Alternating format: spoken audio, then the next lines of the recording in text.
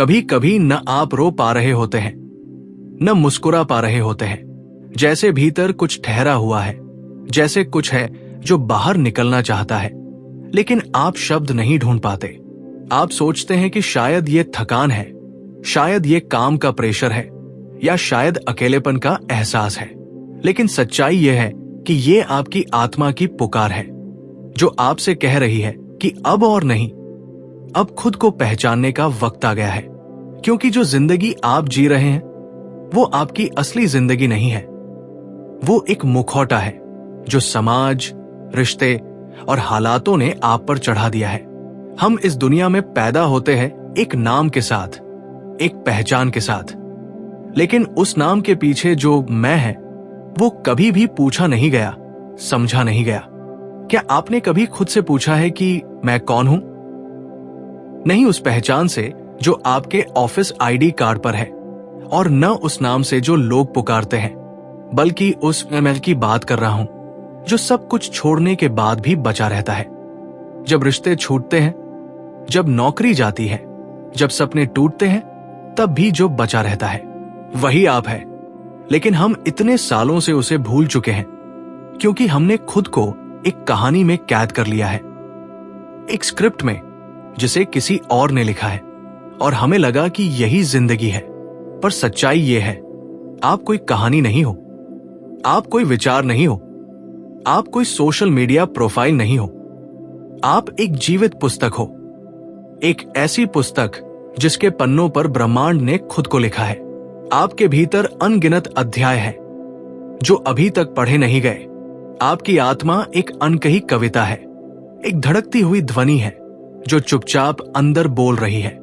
और जब आप रात में नींद से पहले बेचैनी महसूस करते हो, वो वही ध्वनि है जो कह रही है कि अब मुझे सुनो। लेकिन हम क्या करते हैं? हम उस आंतरिक आवाज को मोबाइल स्क्रॉलिंग से दबा देते हैं। हम उसे दोस्तों की बातों में, सीरियल की कहानियों में और फॉलोअर्स की गिनती में डुबो देते हैं। क्योंकि अगर एक बार उस आवाज को सच में सुन लिया तो वो हमारी पूरी दुनिया हिला सकती है। वो हमें हमारी झूठी पहचान से आजाद कर सकती है। और सच तो ये है, हम सबको उस आजादी से डर लगता है। देखो, आत्मा कोई विचार नहीं है, आत्मा कोई दार्शनिक शब्द नहीं है जिसे किसी किताब में पढ़ा जाए। आत्मा एक जीवित अनुभव है। वो तब जागती है जब आप बिल्कुल अकेले होते हो, शांत होते हो और भीतर की धड़कन को सुनते हो।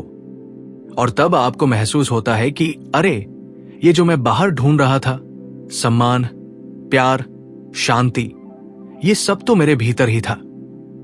आत्मा को जानने के लिए आपको किसी पहाड़ पर जाने की जरूरत नहीं है। बस थोड़ी देर के लिए अपने मन के शोर को बंद करो और देखो क्या उठता है भीतर से।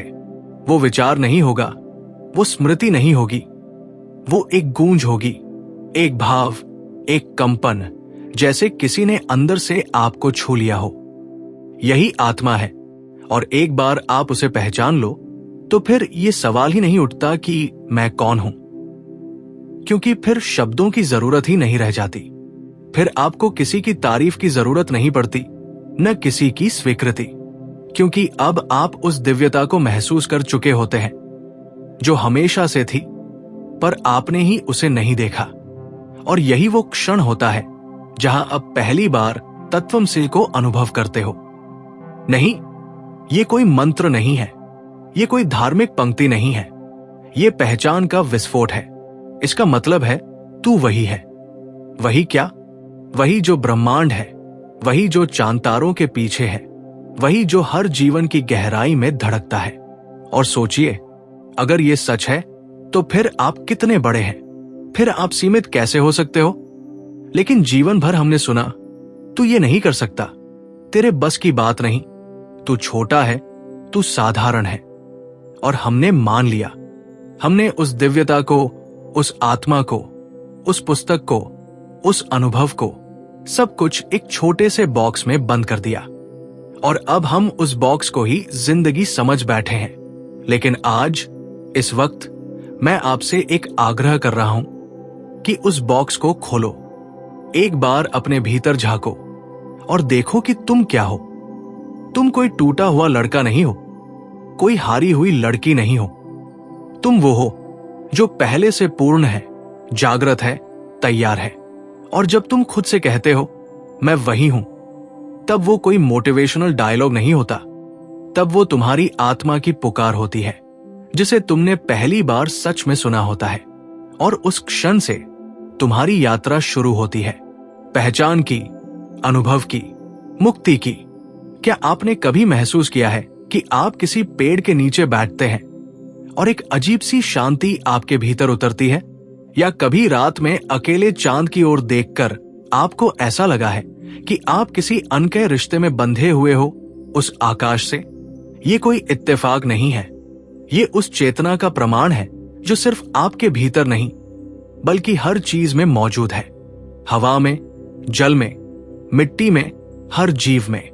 और जब आप खुद को पहचान लेते हैं तो अगला कदम होता है उससे जुड़ना जो हर जगह है। अब सोचिए, जो तुम्हारे भीतर है वही सब में है। इसका मतलब ये नहीं कि हम सब एक जैसे हैं, बल्कि इसका मतलब है कि हम सब एक ही स्रोत से निकले हैं। जैसे एक ही सूरज की अलग अलग किरणें होती हैं, वैसे ही हम सब उसी चेतना की अलग अलग अभिव्यक्तियां हैं। और जब आप इस सत्य को अनुभव करते हो तब आपके भीतर से तुलना मिट जाती है, द्वेष मिट जाता है, घमंड और हीनता दोनों खत्म हो जाते हैं, क्योंकि अब आपको दिखता है सामने वाला मैं ही हूं और मैं उसमें भी बह रहा हूं। आप किसी से नाराज होते हैं, घृणा करते हैं, ईर्ष्या पालते हैं, लेकिन जरा सोचिए, आप दरअसल अपनी ही एक और छवि को नकार रहे होते हैं। अब आप कहोगे तो क्या सब अच्छे हैं, सब सही है? नहीं, उनका व्यवहार गलत हो सकता है, लेकिन उस व्यवहार के पीछे जो आत्मा है वो भी उसी स्रोत से निकली है जिससे आप निकले हो। और जब ये समझ आती है तब हम लड़ते नहीं, हम समझने लगते हैं। तब जीवन प्रतिक्रिया नहीं बनता, वो करुणा बन जाता है। ये समझ कि जीवन एक है, चेतना एक है, ये आपको अलग प्रकार की शक्ति देती है। अब आप अकेले नहीं होते। अब जब आप किसी पौधे को देखते हैं, किसी पशु को दुलारते हैं, किसी अजनबी की मुस्कान को महसूस करते हैं, आप जानते हो कि वही चेतना वहां भी बह रही है। और फिर जीवन एक पूजा बन जाता है। हर कर्म, हर सोच, हर स्पर्श एक ध्यान बन जाता है, क्योंकि अब आप केवल जी नहीं रहे, आप अनुभव कर रहे हो। और फिर एक दिन जब आप किसी शांत क्षण में बैठते हो, कोई संगीत नहीं, कोई विचार नहीं, बस एक मौन, तब आप महसूस करते हो कि आप कुछ नहीं है, फिर भी सब कुछ है।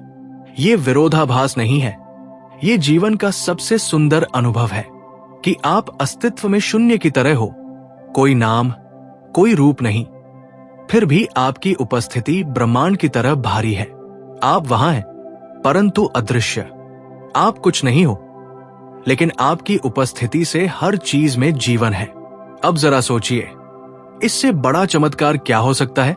आप उस स्थिति में पहुंचते हो जहां अहंकार गल जाता है। अब आपको कुछ साबित नहीं करना, अब आपको कुछ पाना नहीं है, क्योंकि आप जान चुके हो मैं तो पहले से पूर्ण हूं। और यहां से असली स्वतंत्रता शुरू होती है। अब आपको जीवन से डर नहीं लगता, क्योंकि जो व्यक्ति जान गया कि वो इस ब्रह्मांड से जुड़ा है, वो जानता है कि कुछ भी खो नहीं सकता। वो जानता है कि मृत्यु अंत नहीं है। वो जानता है कि हर पीड़ा एक बीज है जो भीतर कोई नया अनुभव उगाने आया है। और यही वो स्थिति है जहां जीवन एक नृत्य बन जाता है। हर गिरावट एक ताल होती है, हर संघर्ष एक लय और हर चुप्पी एक गीत। और अंत में जब आप इस अवस्था में पहुंचते हो जहां न कोई पहचान है, न कोई तुलना, न कोई द्वंद्व, तब केवल मौन रह जाता है। लेकिन वो मौन डरावना नहीं होता, वो जीवन की सबसे मधुर भाषा होती है। उस मौन में आपको खुद से कोई सवाल नहीं पूछना पड़ता। उस मौन में आपको कोई उत्तर नहीं चाहिए होता, क्योंकि अब जो बचा है वो केवल अनुभव है, और वही अनुभव जीवन का अंतिम सत्य है। अगर आपने ये महसूस किया तो अब आपको किसी किताब की जरूरत नहीं, किसी गुरु की जरूरत नहीं, किसी सिद्धांत की जरूरत नहीं, क्योंकि अब आप खुद अनुभव बन चुके हो। आप ही पथ हो, आप ही मंजिल, और यही उस प्राचीन ज्ञान का सबसे सुंदर रहस्य है, जिसे समझाने की जरूरत नहीं, बस जीने की जरूरत है।